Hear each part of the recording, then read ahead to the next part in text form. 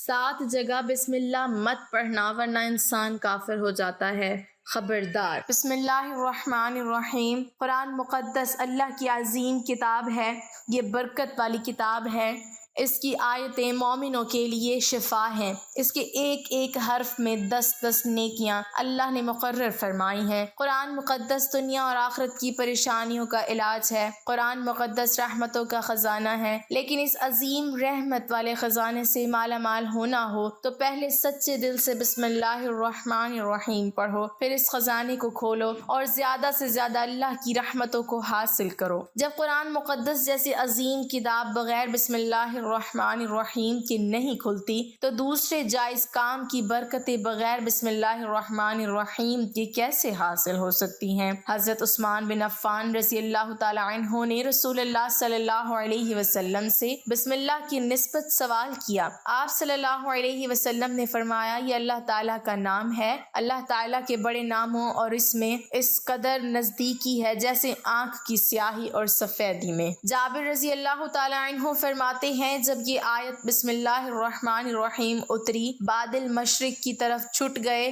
ہوائیں ساکن ہو گئیں، سمندر ٹھہر گیا، جانوروں نے کان لگا لیے، شیاطین پر آسمان سے شعلے گرے، اور پروردگار عالم نے اپنی عزت و جلال کی قسم کھا کر فرمایا کہ جس چیز پر میرا یہ نام لیا جائے گا اس میں ضرور برکت ہوگی۔ ابن مسعود رضی اللہ تعالی عنہ فرماتے ہیں کہ جہنم کے 19 داروغوں سے جو بچنا چاہے وہ بسم اللہ الرحمن الرحیم پڑھے۔ اس کے بھی 19 حروف ہیں، ہر حرف ہر فرشتے سے بچاؤ بن جائے گا۔ اسے ابن عطیہ نے بیان کیا ہے، لیکن کچھ ایسی جگہیں ہیں جہاں پر بسم اللہ الرحمن الرحیم پڑھنا حرام ہے، جائز ہی نہیں ہے۔ ہر انسان جہاں چاہتا ہے پڑھ لیتا ہے۔ کچھ لوگوں کی ایسی عادت بن جاتی ہے کہ وہ ہر کام کرنے سے پہلے ایک دم بسم اللہ الرحمن الرحیم پڑھتے ہیں، تو کچھ ایسی بھی جگہ ہے جہاں پہ بسم اللہ ہمیں نہیں پڑھنا چاہیے، جہاں پر بسم اللہ انسان اگر پڑھے گا تو وہ گنہگار ہوگا۔ بسم اللہ کا پڑھنا ایسی جگہ پر، ایسے مقامات پر جائز ہی نہیں ہے۔ اب آپ یہ سمجھ لیجئے کہ کون سے مقامات پر بسم اللہ پڑھنا چاہیے، کن مقامات پر بسم اللہ نہیں پڑھنا چاہیے۔ ناظرین، آپ نے سنا ہوگا کہ ہر کام شروع کرنے سے پہلے بسم اللہ الرحمن الرحیم پڑھنا چاہیے، کیونکہ بسم اللہ الرحمن الرحیم کا معنی ہے کہ اللہ کے نام سے شروع جو بڑا مہربان نہایت رحم والا ہے، یعنی ہم کام کو جو شروع کر رہے ہیں وہ اللہ کے نام سے شروع کر رہے ہیں تاکہ اللہ تعالی ہماری اس کام میں برکت عطا فرما دے۔ اور بسم اللہ پڑھنے کے فائدے بھی بہت زیادہ ہوتے ہیں کہ اگر کوئی انسان کسی کام کو پڑھ کے کرتا ہے تو اللہ تبارک و تعالی اس کے اس کام میں برکت عطا فرماتا ہے، اور یہ سنت بھی ہے۔ حضور صلی اللہ علیہ وسلم نے بہت سارے مقامات پر ہمیں بسم اللہ الرحمن الرحیم پڑھنے کی تاکید فرمائی ہے، اور حضور صلی اللہ علیہ وسلم نے بسم اللہ الرحمن الرحیم پڑھنے کا حکم دیا ہے۔ اب اگر آپ کوئی بھی نیک کام شروع کر رہے ہیں، اس نیک کام شروع کرنے سے پہلے بسم اللہ الرحمن الرحیم اگر آپ پڑھ لیں گے تو آپ کی سنت بھی ادا ہو جائے گی، اور اس پہ آپ کو ثواب بھی ملے گا اور اس کی برکتیں بھی آپ کو ملیں گی۔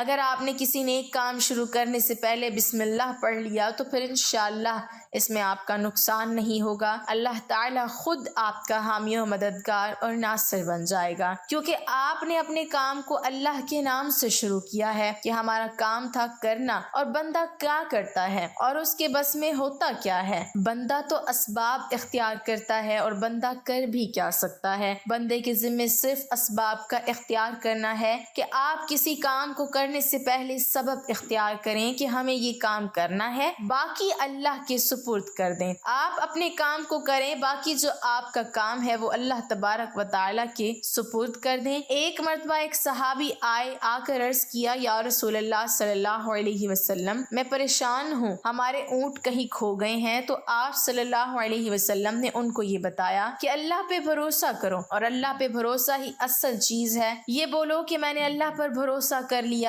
اللہ پاک کافی بہترین کارساز ہے۔ تو کچھ صحابہ کرام کہنے لگے، یا رسول اللہ صلی اللہ علیہ وسلم، ہمیں اللہ کی ذات پر بھروسہ ہے، کیا ہم اپنے اونٹوں کو ایسے ہی چھوڑ دیں؟ اگر ہماری قسمت میں ہوں گے تو ہمارے اونٹ واپس آ جائیں گے اور مقدر میں نہیں ہوں گے تو چلے جائیں گے۔ ہمیں اللہ کی ذات پر بھروسہ ہے۔ تو آپ صلی اللہ علیہ وسلم نے فرمایا کہ نہیں، پہلے اپنے اونٹ کو باندھو، پھر اللہ کی ذات پر یقین کرو، پھر اللہ کی ذات پر بھروسہ کرو۔ یعنی ہمارے ذمے کے جو کام ہے وہ ہمارے اوپر کرنا لازم ہے۔ اسباب کا انکار کرنے والا جاہل ہوتا ہے۔ اسباب کا انسان انکار کر نہیں سکتا کہ نہیں ہم تو ہاتھ پہ ہاتھ رکھ کے بیٹھ جائیں گے، اب اللہ کھلائے گا کیونکہ وہ رزاق ہے، وہ ہمیں کھلائے۔ لیکن آپ اپنی محنت کیجئے، آپ اسباب اختیار کیجئے، پھر اللہ کی ذات پر چھوڑ دو۔ آپ پہلے جاؤ مزدوری پر، آپ کام پر جاؤ، آپ کاروبار کرو، پھر اللہ کی ذات پر چھوڑ دو کہ اے پروردگار عالم، اب ہمارا جو کام تھا ہم نے کر لیا، آگے تیری رضا ہے اور تیری رحمت کے ہم امیدوار ہیں۔ صرف ہمارے کمانے سے رزق تھوڑی ملتا ہے،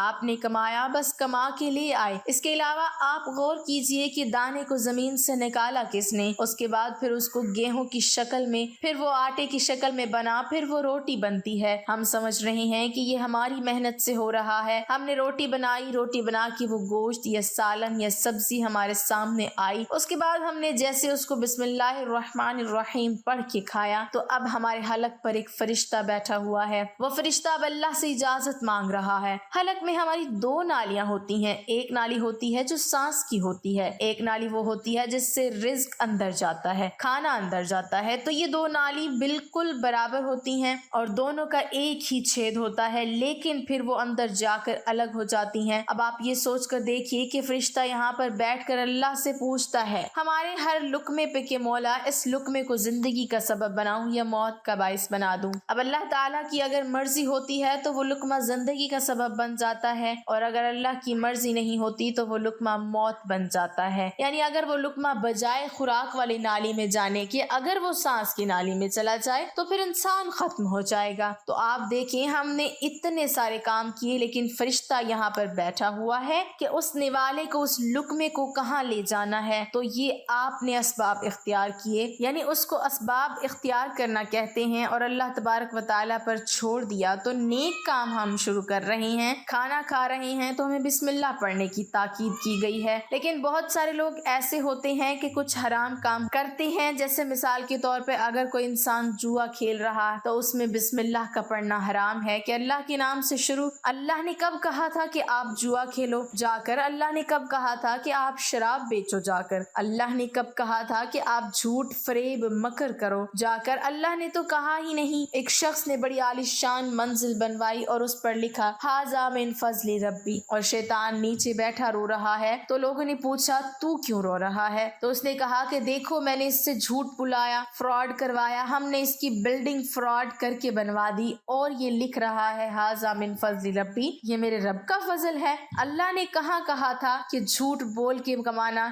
اللہ نے کہاں کہا تھا کہ ڈھونگ کرنا؟ اللہ نے کہاں کہا تھا کہ فراڈ کرنا؟ تو مقصد صرف یہ ہے کہ شیطان تو ہر طرح سے انسان کو بہکاتا ہے، تو اس لیے حرام کاموں سے پہلے ہمیں بسم اللہ ہرگز نہیں پڑھنا چاہیے۔ ہمیں ہر نیک کام شروع کرنے سے پہلے بسم اللہ الرحمن الرحیم پڑھنا چاہیے۔ ہمیں احتیاط رکھنا چاہیے کہ جب ہم باتھ روم کے اندر داخل ہو چکے ہوں، نہانے سے قبل بسم اللہ نہ پڑھیں، باتھ روم میں جانے سے پہلے ہم بسم اللہ الرحمن الرحیم پڑھیں، اور باتھ روم کے نکلنے کے بعد جب کپڑے پہنے تو پھر بسم اللہ الرحمن الرحیم پڑھیں۔ اور کوئی انسان کاروبار کرتا ہے، اب اس نے جھوٹ بولا اور پھر اس کے بعد پیسے لیتے وقت بسم اللہ الرحمن الرحیم پڑھا، تو ایسی جگہوں پر جہاں پر حرام کام کوئی بندہ کرتا ہے تو وہاں پر بسم اللہ الرحمن الرحیم نہیں پڑھنا چاہیے، کیونکہ اللہ تبارک و تعالیٰ نے آپ کو دنیا میں چھوٹ دے رکھی ہے کہ جیسا کرو گے ویسا بھرو گے۔ اللہ سب کو دیکھ رہا ہے کہ کون کیا کر رہا ہے، تو جو کچھ ہم کر رہے ہیں صحیح یا غلط، اس کے بعد پھر لوگ کہتے ہیں کہ یہ تو اللہ کی مرضی ہے، لیکن یاد رکھنا یہ اللہ کی مرضی نہیں، اللہ کی اجازت ہے۔ اللہ نے آپ کو اجازت دی ہوئی ہے، بس اللہ نے چھوٹ دی ہوئی ہے کہ